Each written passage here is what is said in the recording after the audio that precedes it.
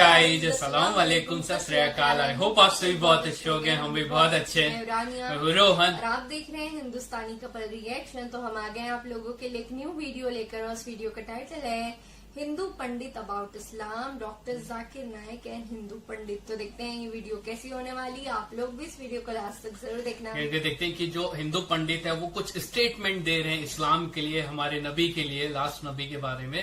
सो देखते हैं कि हिंदू पंडित का क्या कहना है। उसके डॉक्टर जाकिर नाइक सर का रिप्लाई देखेंगे जो कि बहुत ज्यादा इंटरेस्टिंग एंड लॉजिक वाला रहता है। तो स्टार्ट करते बिना किसी टाइम इसके। इसलिए अल्लाह के नबी को सुबह की फजर की सुन्नत बहुत पसंद थी और जो मोमिन का काम है। मुझे इस्लाम से बड़ी मोहब्बत है और मुसलमान से थोड़ी सी नफरत है कि मुसलमान ना ईमान के तरीके में है। कार्य नबूवत और मिजाज नबूवत हो तो मुसलमान है वो। गुलाम आका का है और काम मुशरिकों का कर रहा है। गुलाम आका का है और काम काका का कर रहा है, इब्लिस काका का। तुम्हें पता है मुसलमानों, अल्लाह कहता है तुम्हारी इबादत की जरूरत नहीं है। अल्लाह कहता है मैं वो ताकत हूँ जो मैं हर शख्सियत को बदल सकता हूँ। वो वतुज़िल्लु मन तशा वतुइज़्ज़ु मन तशा, वो इज्जत का देने वाला, जिल्लत का देने वाला, रोजी का देने वाला, रिज़्क़ का देने वाला। हाँ, रोजी के लिए रब को बुलाए बैठे हो। मोमिनो, तुम्हें तकब्बुर न हो जाए इसलिए आयत नाजिल की है। अलम तरा कैफ़ फ़अल रब्बुका बिअस्हाबिल फ़ील अलम यज़ल कैदहुम फ़ी तज़लील व अरसला अलैहिम तयरन अबाबिल तरबिहिम बिज़ारतिन मिन सिज्जिल फज़अलहुम कास्फिम माक़ूल। अल्लाह कहता है मोमिनो, खुद पे तकब्बुर न करना। नबी सब को दिया को अबाबिल जैसे चिड़ियों से हाथियों के लश्कर को तबाह कर दिया अल्लाह ने। क्या वजूद है तुम्हारा? सजदे पे झुक जा, नहीं तो दोज़ख में पिछवाड़े में डंडे पड़ेंगे। तो क्या कहेगा? मन रब्बुका, मन दीनुका, मन नबियुका।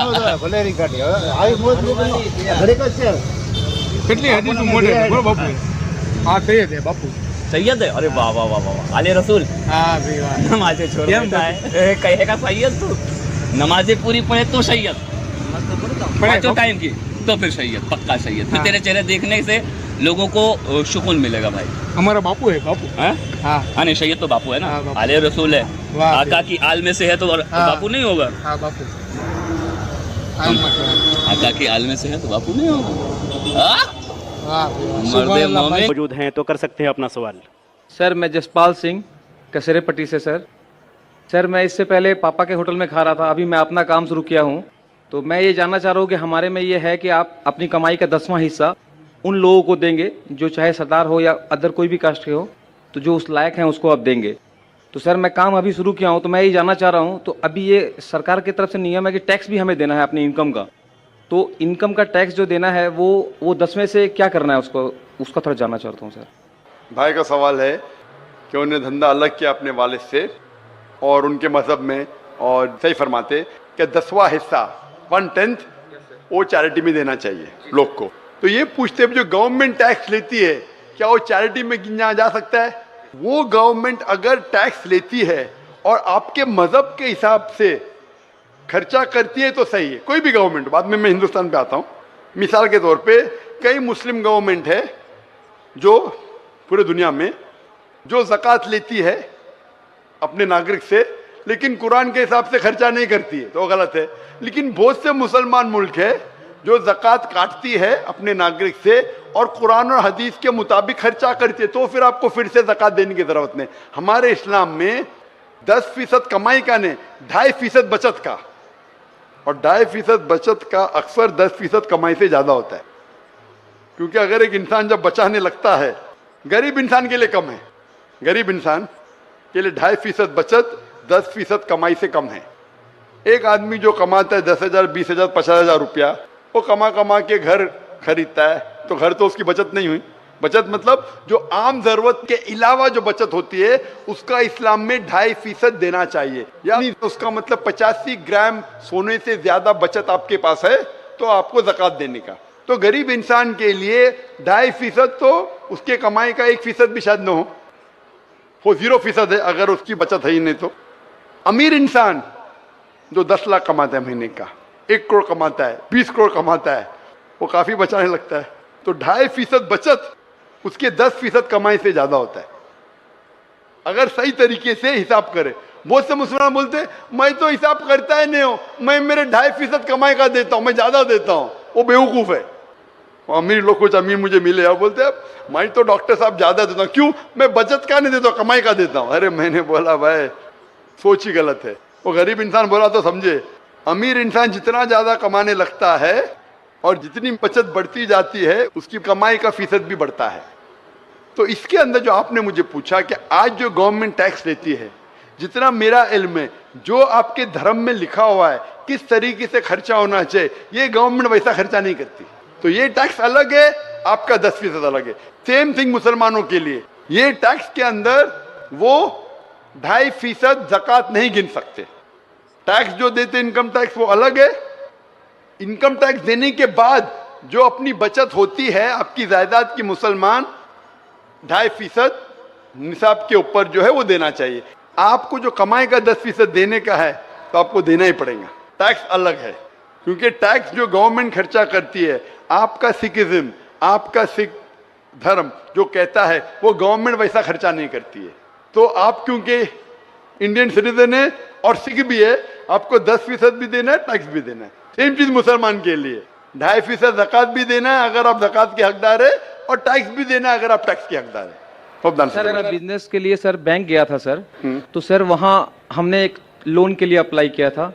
तो सर आप लोगों के काफ़ी लोग, चूंकि यहाँ आबादी सर आप लोगों की ज़्यादा है, तो उधर क्या होता है कि हमें ये प्रॉब्लम है कि लोन जल्दी मेरा पास नहीं हो रहा था। आप लोगों में ब्याज लेने देने के लिए तो मना किया गया है, लेकिन आपके लोग कतार में वहाँ हैं तो हमें परेशानी होती है।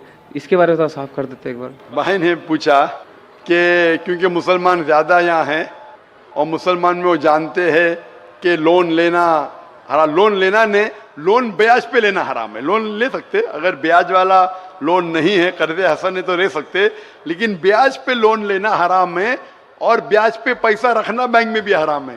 तो भाई साहब पूछ रहे कि आपके लोग क्यों कतार में खड़े, उनको परेशानी होती। एक चीज है, इन लोग गलती कर रहे, लेकिन आप अगर लोन नहीं ले पाते आपको खुश होना चाहिए।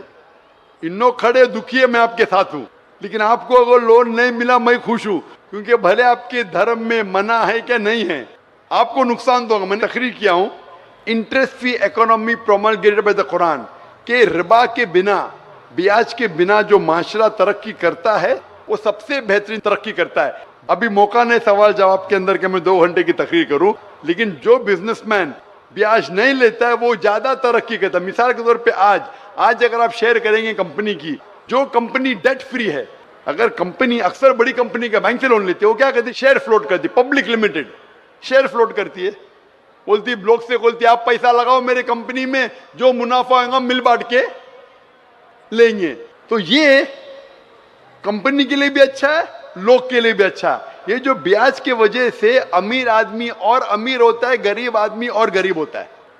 अमीर आदमी और अमीर होता है, गरीब आदमी और गरीब होता है। इसीलिए ब्याज एक नासूर है माशरे के लिए। जो 2008 में जो क्राइसिस हुए थे, इकोनॉमिक क्राइसिस, पता है ना, सिटी बैंक, लीमैन ब्रदर्स, आप बिजनेसमैन हो तो जानते हैं ना, लीमैन ब्रदर्स का नाम सुनेंगे। सिटी बैंक जो 2008 में 4 साल पहले पूरा डिबैकल हुआ, पूरा गिरने लगा ब्याज की वजह से।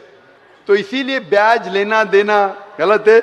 मेरी आपसे दरखास्त है कि आप कतार में मत खड़े रहो, अपने कोई भाई से बोलो भाई साथ में धंधा करेंगे, मिल बांट के खाएंगे, उसमें आपकी भी तरक्की होंगी, उनकी भी तरक्की होंगी और माशरा भी सुधरेगा। Hope the answer the question. So guys, ये था वीडियो, बहुत इंटरेस्टिंग वीडियो था। जो सामने पंडित जी थे वो बहुत अच्छी बातें बोल रहे थे। तो ये मेरे को इस वीडियो को देख के ये पता चलता है कि वो इस्लाम के बारे में अच्छे तरीके से स्टडी की है, तो ही वो इतने बड़े बड़े बयान दे रहे हैं और बहुत परफेक्ट बात बोल रहे थे कि आज जो नबी बताए हैं, जो अल्लाह पाक बताए हैं, हमें उस चीज को फॉलो करना चाहिए। लेकिन आज के जो मोमिन है, आज के जो मुसलमान है, वो सही चीजों को पढ़ते नहीं है और सही चीजों को फॉलो भी नहीं करते। यस, बिल्कुल। पंडित जी की जब मैंने बातें सुनी तो मैं तो हैरान हो गई थी, क्योंकि बहुत ही कम ऐसे लोग आपको मिलते हैं जो कि दूसरे धर्म के होके दूसरे धर्मों के बारे में भी जानकारी रखते हैं। और ये चीज देख के बहुत ही अच्छा लगता है, क्योंकि हर किसी को हर धर्म के बारे में नॉलेज रखना चाहिए, क्योंकि जो मूल मंत्र है हर धर्म का वो एक ही है। और रही डॉक्टर जाकिर नाइक सर की बात, तो मैं बिल्कुल इनकी हर एक बात से एग्री करती हूँ, क्योंकि जो ब्याज है, मैं खुद पर्सनली इस चीज को फील करती हूँ कि आपके जो ब्याज है उससे आप जब भी कोई चीजें स्टार्ट करोगे, यूज करोगे ब्याज को, तो उससे आपको नुकसान ही होगा और जल्दी आपके जो काम है वो नहीं बनेगा। सो गाइस, ये था वीडियो। आप लोगों को कैसा लगा, आप लोग क्या सोचते हैं, जरूर कमेंट बॉक्स में कमेंट करके बताना। और अगर आप इस वीडियो पे न्यू होगे तो इस वीडियो को लाइक कर देना, चैनल को सब्सक्राइब करके बेल नोटिफिकेशन ऑल पे सेट कर लेना। मिलते हैं नेक्स्ट वीडियो में, तब तक के लिए बाय, लव यू गाइस।